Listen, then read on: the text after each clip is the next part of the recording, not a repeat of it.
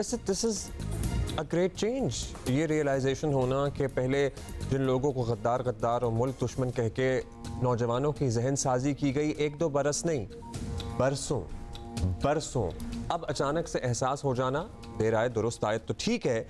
चलिए पता नहीं है पूरा नहीं, लेकिन ये भी हम आज पता जरूर करेंगे क्योंकि अली मोहम्मद साहब का ये कहना और बहुत सी और बातें भी इन्होंने की, this is definitely a change, लेकिन ये क्या उनकी जाती राय है, ये क्या उनकी जाती राय है या फिर पार्टी पॉलिसी भी यही बन गई है, या वो भी सोच रहे हैं क्योंकि it is time to talk. ये लोग जो भी बात कर लें, अब चाहे वो असद कैसर बात कर लें, अली मोहम्मद साहब बात कर लें, हम सबको बानी पीटीआई का मिजाज मालूम है, पता है, तो मे बी जब उन्हें मौका मिले बात करने का खुद से तो वो वही बातें दोहराएं। हम आपको ये भी बता दें कि मुल्क का नया सियासी मंजरनामा ये है कि वजीर आजम के बाद सदर का इंतखाब भी अब जल्द हो जाएगा और हुकूमत अपना काम शुरू कर देगी। तहरीक इंसाफ के पास कानूनी जंग लड़ने का अदालती फोरम बिल्कुल मौजूद है और असेंबलियों में आवाज़ उठाने के मौके भी हैं।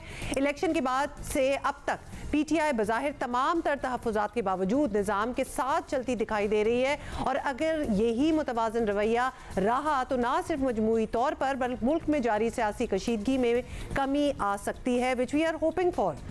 और अगर पीटीआई की कंट्रीब्यूशन हो उसमें सो दैट्स और अगर सियासी कशीदगी में कमी आएगी तो मुल्क के लिए बेहतर होगा, पीटीआई के इमेज के लिए बेहतर होगा। बैरिस्टर मोहम्मद सैफ हमारे साथ मौजूद हैं, सीनियर रहनुमा पाकिस्तान तहरीक इंसाफ के। बैरिस्टर साहब, सबसे पहले तो हम यही जान लें कि अली मोहम्मद जो बात करते हैं या फिर मरवत साहब जो बात करते हैं, असद कैसर साहब जो बात करते हैं, ये इनकी अपनी आरा है, अपनी राय है, या फिर बानी आपके जो चेयरमैन हैं उनकी तरफ से भी यही इंस्ट्रक्शंस हैं कि भाई अब बस होना चाहिए, अब बहुत हो गई सड़कों पे दमादम मस्त कलंदर, अब एक दूसरे को बर्दाश्त करने का अब यही वक्त है प्रॉब्लम। देखें, ये वो इसमें कहते हैं फिलॉलोजी में कि एक लेटेंट मीनिंग होते हैं किसी बात के और एक मैनिफेस्ट मीनिंग होते हैं। अगर लेटेंट मीनिंग को देखा जाए जो बजाते खुद और बज़ाहिर नज़र आती है किसी भी डिस्कोर्स में, तो वो बड़ी वाज़ेह है कि पीटीआई ने कभी भी जो है कोई ऐसी बात नहीं की कि हम कोई हंगामा खेजी चाहते हैं या हम कोई डायरेक्ट तसादम चाहते हैं, और मुफाहमत और सियासी जो एक इस्तेकाम के लिए ज़रूरी होता है इंटरेक्शन, उससे हमें कोई खुदा ना ख्वास्ता कोई बैर है या हम नहीं चाहते कि नहीं, लेकिन पहले तो बड़ा कैटेगोरिकली है बैरिस्टर साहब, ये ज़्यादती है। Actually just to move forward obviously इस कन्वर्सेशन जो हमने आपके साथ करनी है, लेट अस एक्नॉलेज कि ये वोकली कहा जाता था कि हम इनसे और साथ चोर डाकू भी लगा दिया जाता था, हम इनसे बात नहीं करेंगे, तो अब ये चेंज हो रहा है। असल में मसला यह है कि एक तो आप दोनों बोलते हैं, फिर दूसरा प्रॉब्लम यह है कि आप दोनों एक साथ बोलते हैं, दूसरी बात तीसरी बात यह है कि आप बंदे को जुमला पूरा नहीं करने देते। अब आपने खुद जो लंबी तमहीद बांधी तो मुझे भी तो 2 जुमलों में अपनी तमहीद बांधने का हक है ना, वो डायरेक्ट बात पे तो आ नहीं सकता। तो आप मुझे आप पहले चॉइस दें। अब्दुल्ला साहब ने अभी बात की कि जी ये ज्यादती है, क्या ज्यादती है, ज्यादती क्या, ये ज्यादती आपको नहीं नजर आती कि फॉर्म 45 में रिजल्ट एक है और फॉर्म 47 में कुछ और है। 75-80 से ज्यादा सीटें हमसे छीन ली गई हैं, कोई हमें रिलीफ नहीं दिया जा रहा। मखसूस सीटों पर इलेक्शन कमीशन ने एक ऐसा फैसला दिया है कि जो नेचुरल जस्टिस के बुनियादी उसूलों के खिलाफ है, और अगर आप कानून की इंटरप्रिटेशन भी देखें तो कानून की इंटरप्रिटेशन में भी इस किस्म के फैसले की कोई गुंजाइश नहीं है।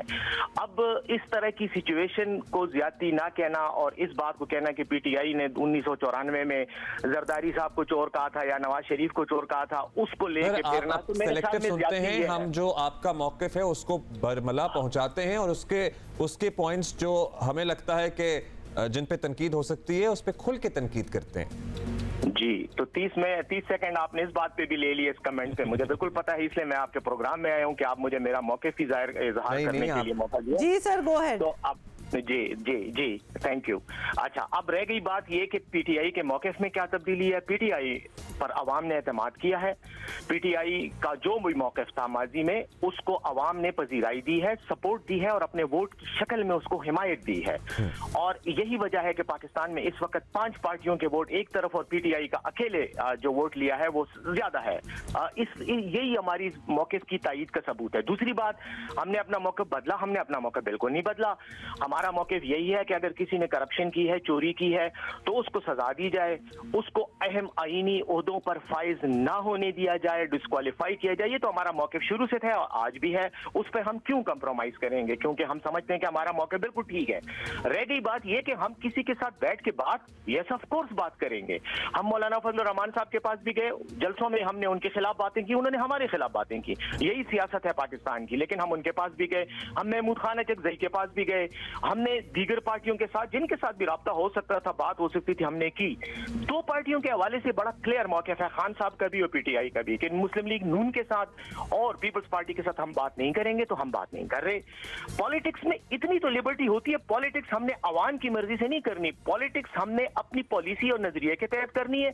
अगर अवाम हमें सपोर्ट करेगी, अवाम हमारे साथ खड़ी होगी, नहीं करेगी तो हमें रिजेक्ट कर देगी। लेकिन इस वक्त तो अवाम ने हमें एक्सेप्ट किया है और अवाम ने हमें असेंबलियों में भेजा है और बहुत बड़ी तादाद में भेजा है। इसलिए हमारा मौक़िफ़ कोई जारिहाना नहीं है, कोई तसादम का नहीं है। हम मफाहमत चाहते हैं, मुल्क की तरक्की चाहते हैं, लेकिन एक पॉजिटिव अंदाज में हम ये भी चाहते हैं कि जो हकदार है उसको उसका हक मिले। अगर हक लिया जाएगा जबरदस्ती या बददियानती के साथ, तो फिर हम मुज़ाहमत भी करेंगे, एहतजाज भी करेंगे। जी सर, अब आपको कोई शिकवा तो नहीं है, मैं बात कर सकता हूँ? बिल्कुल आप करें, आपने बात करनी है, बिल्कुल आप करें। अच्छा सैफ साहब, अब ये बताइए, ये हमें लग रहा था कि तब्दीली है मौक़िफ़ की। खैर, जलसों में सब एक दूसरे के खिलाफ बातें करते हैं, वो सियासत है। अब आप मौलाना साहब के साथ बैठ गए, अब आगे का क्या प्लान है? जो इतवार को एहतजाज होगा, ये मुल्कगीर होगा? क्योंकि गंडापुर साहब ने तो कहा हम पेशावर में करेंगे, या बाकी शहरों में आपने तंजीमों को भी कॉल दे दी है? और साथ ये भी ऐड कर दें कि ये पूरा अमन कैसे होगा प्लीज़, क्योंकि वो पूरा जो सिस्टम है थोड़ा सा अपसेट हो जाता है, आवाम बड़े तंग हो जाते हैं इस चीज़ से। टू मेक श्योर कि ये पूरा अमन हो, इसकी भी कोई इंस्ट्रक्शंस दी गई हैं? देखें, पहली बात तो यह है कि एहतजाज की जो डायनेमिक्स हैं वो तो ये हैं कि हमने लास्ट सैटरडे को भी हफ्ते के दिन पूरे मुल्क में एहतजाज किया था, और अब इस हफ्ते जो कॉल दी गई है, गंडापुर साहब ने खुद कहा है इतवार के दिन होगा। तो हमारी पार्टी का ये भी डिस्कस हुआ है कि हम इसको मुल्कगीर सतह पे करें। अब वो मुल्कगीर सतह पे भी हो सकता है, जैसे हफ्ते को हुआ था सर, इतवार को भी हो जाएगा। लेकिन केपी में वजीर आला साहब ने कहा था कि मैं खुद उसको लीड करूंगा, यानी वो खुद खुद उसमें शिरकत करेंगे। अब रह गई बात पुरअमन की, ऑफ कोर्स पुरअमन होगा, क्योंकि हम एक सियासी पार्टी हैं। हम अफोर्ड ही नहीं कर सकते कि हम हंगामा करें और ऐसी जगह करें जिसमें अपनी पार्टी के झंडे उठा के हम हंगामे करें या लॉ एंड ऑर्डर का मसला पैदा करें। बिल्कुल पुरअमन होगा, और अवाम को मेरे ख्याल में जमहूरी सिस्टम में हक है कि वो एहतजाज करें। यकीनन कानून हाथ में लेने की हम तसव्वुर भी नहीं कर सकते, ना हम लेंगे और ना ही हम किसी को मौका देंगे इस बात का।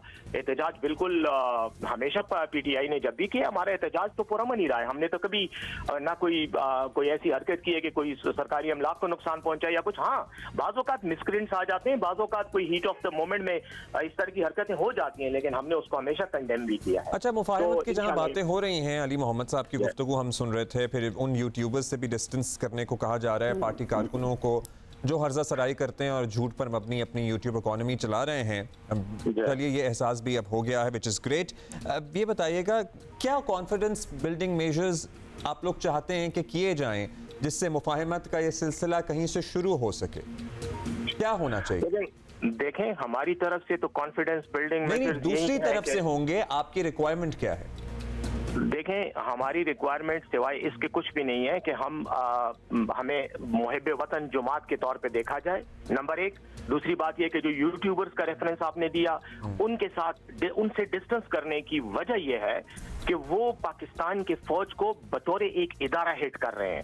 हम इस चीज के मुखालिफ हैं। पाकिस्तानी फौज में या किसी भी इदारे में बाज अफराद की किसी अमल से हमें इख्तिलाफ हो सकता है, हम उस पर तनकीद कर सकते हैं, लेकिन बतौर इदारा उसको अटैक करना ये हमारी ओवरऑल पार्टी पॉलिसी नहीं है और ना ही उसको हम सपोर्ट करते हैं। तो हमने इसलिए, मैंने खुद भी बयानात दिए और हमारे बाकी रहनुमाओं ने भी बयानात दिए और हमने डिस्टेंस किया। दूसरी बात यह, जहां तक ताल्लुक है कि उनसे हम क्या एक्सपेक्ट करते हैं, तो पॉलिटिकल पार्टी से भी और इदारों से भी हम यही एक्सपेक्ट करते हैं कि जो आईन पाकिस्तान है ये एक सोशल कॉन्ट्रैक्ट है और तमाम इदारों को और अफराद को और ग्रोहों को इस आईन का एहतराम करना चाहिए, ताकि एक जो हमारा सोशल रिलेशनशिप है, पॉलिटिकल कॉन्ट्रैक्ट है एक दूसरे के साथ, उसकी पासदारी हो।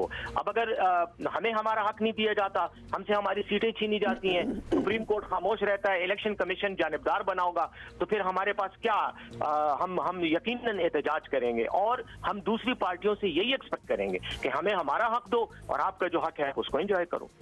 अच्छा, और मुल्क को तरक्की करने दो। जी, ये बैरिस्टर साहब ये भी बताइएगा, उस दिन जो केपी असेंबली में एमपी सोबिया के साथ हुआ और उसके बाद गंडापुर साहब का उस पर एक स्टेटमेंट भी आई जो कि इतनी अपोलोजेटिक नहीं थी, बल्कि उन्होंने कहा था ये टिट फॉर टैट गेम है। इन अ नटशेल उनका यही कहना था।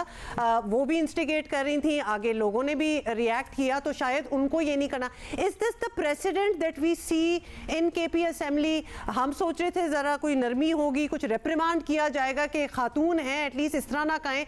मतलब रेप थ्रेट्स तक बात चली गई थी, वहां हम कोई चेंज देख नहीं रहे इन द स्टांस। वैसे हुमा साहिबा, जितना कानून का तालिब इल्म, मैं एक बड़ा नाअहल सा तालिब इल्म हूँ, लेकिन जितना कानून मैंने पढ़ा है कहीं पे भी किसी खातून और मर्द में ये डिस्टिंक्शन कभी नहीं होती कि कोई खातून कोई गलत काम करे तो उसको माफ किया जाए या उसको इग्नोर किया जाए, मर्द करे तो उसको सजा दी जाए। पहली बात, ये कानून में तो नहीं होता। रह गई बात हमारी सोशल कॉन्स्ट्रक्ट्स की, यकीनन हमारे मॉरल और सोशल कॉन्स्ट्रक्ट्स इस तरह के हैं कि हम खवातीन को थोड़ा सा लेवरेज देते हैं और उनको नहीं इतना वो मुरद इल्जाम ठहराते। लेकिन ये पॉलिटिक्स है। जो खातून घर से बाहर निकलकर मेरे रहनुमा के खिलाफ बात करेगी तो मुझे हक है कि मैं भी पॉलिटिकली उसको जवाब दूं।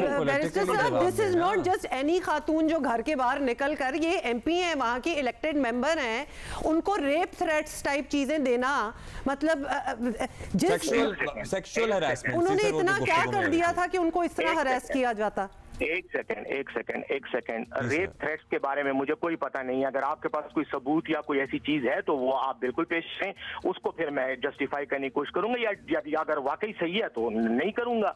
लेकिन मुझे नहीं पता। अलबत्ता मुझे इतना पता है कि असेंबली में उसने कोई घड़ी लहराई, उसने भी ऐसी हरकत की, उसके जवाब में नारेबाजी हुई, और यही एक दूसरे के साथ जो एक सियासी नाराबाजी एक दूसरे के खिलाफ होती है वो हुई है। ये जो आप थ्रेट्स की बात कर रहे हैं तो ये मेरे ख्याल में ये बहुत बड़ा आप इल्जाम लगा रहे हैं। अगर वाकई ऐसी बात है, नहीं, नारेबाजी तो होनी चाहिए सर, कोई मसला नहीं है। आप लोग भी करते हैं, वो भी करें, जो मर्जी करें। एक मिनट मेहरबानी होगी, बात करना चाह रहा हूँ कानूनी। अगर वो खातून वाकई उसको किसी ने रेप थ्रेट दी है तो उसको चाहिए वो जाए फौरी तौर पर, वहां पे असेंबली के पास थाना शर्की है, उसमें फौरी तौर पर FIR दर्ज करे और यकीनन कानून के मुताबिक कार्रवाई होगी उस बंदे के खिलाफ जिसने ये थ्रेट दी है। उसको हम भी प्रोसिक्यूट करने का मुतालबा करेंगे। कोई किसी खातून को रेप थ्रेट दे और हम उसको बर्दाश्त करें, सवाल नहीं पैदा होता। और ये वाली बात तो कि वो जो सेक्सुअली हरास करने वाली बात है कि तुम इतने फलां पैसे ले लो और आ जाओ और ये कर लो, ये वाली बातें ऑन रिकॉर्ड हैं। ये तो आप तो जुबान से इनकी तो वीडियो सर्कुलेट हुई हैं, ये तो बहुत सारी वीडियो सर्कुलेट हुई है, तो उसके लिए कानून है ना, FIA में एप्लीकेशन दें, उसके उन बंदों के खिलाफ कार्रवाई की जाए। चले वो तो कर लेंगी, लेकिन हम कह रहे थे एज अ पार्टी तो रिप्रिमांड किया जा सकता था। बिल्कुल हमने रिप्रिमांड किया है, हमने उस पूरे वाक़े की मजम्मत की। मैंने खुद कई टीवी चैनल्स पे बैठ के उस वाक़े की मजम्मत की। आपने अच्छी बात है, आपने अगर उस वाक़े की मजम्मत की है, क्योंकि इससे पहले हमें ना इस तरह से मजम्मत नजर से नहीं गुजरा था ये मामला मजम्मत वाला। इस वाक़े पे आपकी तरफ से आया है, टीवी क्लिप्स वगैरह आमिर देख लिया करें शायद। नहीं, आपकी तरफ से आया है सर, हम यहाँ पे बता रहे हैं कि आपकी मजम्मत आ गई है। बैरिस्टर साहब, आपने तो वो थ्रेट्स भी नहीं सुने थे, ये तो हम आपको बता रहे हैं। शायद आप और हुमा एक आंख बंद करके टीवी देखते हैं, इसलिए आपको सिर्फ आधी चीज नजर सर, आपने तो वाकई वीडियोस नहीं देखी, हमें तो इस पे हैरानी हो रही है कि आप नॉट इवन अवेयर। मुझे क्या जरूरत है कि मैं सारा दिन YouTube चैनल देखता रहूं? अगर किसी ने कोई गलत बात की है तो उसको कानून के मुताबिक होना चाहिए, करना चाहिए। वीडियोस तो हर किस्म की आती है। सर, अब अदालती कार्रवाइयां भी जाहिर है, आपकी कानूनी जंग भी चल रही है। आप कहां अब आगे चैलेंज करने का इरादा रखते हैं? इलेक्शन कमीशन का लेटेस्ट फैसला हो या बाकी मामला था? बिल्कुल, देखें, इलेक्शन कमीशन के बारे में तो हमारी दो टोक राय है कि चीफ इलेक्शन कमिश्नर साहब को फौरी तौर पर इस्तीफा दे देना चाहिए। उन्होंने अपनी फैसलों से और अपने इकदामात से अपने आप को बिल्कुल जानिबदार और मुतासब जो है वो डिक्लेयर कर दिया है। पहली बात तो ये, हम नहीं समझते कि इस चीफ इलेक्शन कमिश्नर की मौजूदगी में हम इलेक्शन कमीशन से कोई गैर जानिबदाराना रवैया एक्सपेक्ट कर सकते हैं। दूसरी बात, जो उनके फैसले हैं वो यकीनन हमारे पास एक ही ऑप्शन है कि हम अदालत में जाएं, और हम अदालत में जा रहे हैं। हम पेशावर हाई कोर्ट में भी इस फैसले को चैलेंज कर रहे हैं, रिजर्व सीट्स वाले को, और सुप्रीम कोर्ट भी जाएंगे। और इंशाल्लाह हमें उम्मीद है कि सुप्रीम कोर्ट कानून के मुताबिक हमें वो देगी, रिलीफ देगी। चलें बैरिस्टर साहब, आई होप कि आपका मौक़िफ़ पूरी तरह आ गया, तसल्ली है तो अब हम फिर आगे चलें। अब हम आपसे शुक्रिया करेंगे, आप नाश्ता करें जाके। थैंक यू जी, thank you for being with us. There you, मज़ीद बात नहीं करेंगे।